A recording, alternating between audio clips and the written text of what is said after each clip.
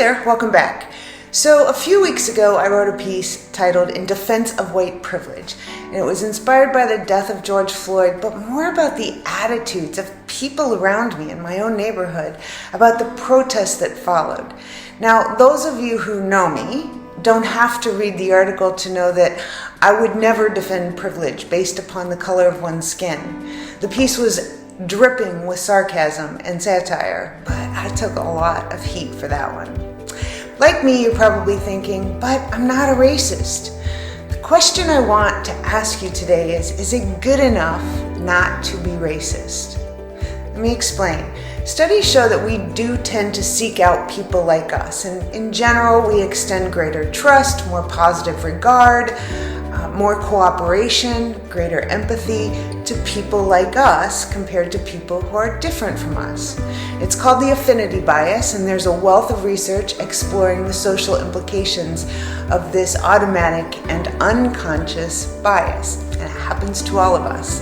It gives us a sense of security and psychological safety to be with people like me. But this preference for people like me has huge social implications. I know, you're not a racist or a bigot, right? Okay, but is it enough that you're not a member of a hate group? I mean, what exactly does it take to be anti-racist or anti-bigot? Can we learn how to be an anti-racist? And a better question is, how uncomfortable are you willing to be to stand up against racism or bigotry? Let me give you an example. Imagine you're walking your dog one day and you bump into another lady walking her dog, and she explains she just moved into the neighborhood from out of state. They haven't really made many friends yet. You tell her about a small gathering that you're having with a few other neighbors that Friday night. She thanks you for the invitation and for your kindness. Later, you decide to formally welcome them to the neighborhood, so you whip up a batch of chocolate chip cookies to take over. And as you approach the garage, you notice a Confederate flag and several white supremacy posters among the boxes and crates that they are unpacking. Now I know, you're not a racist. It's not your flag, they're not your posters.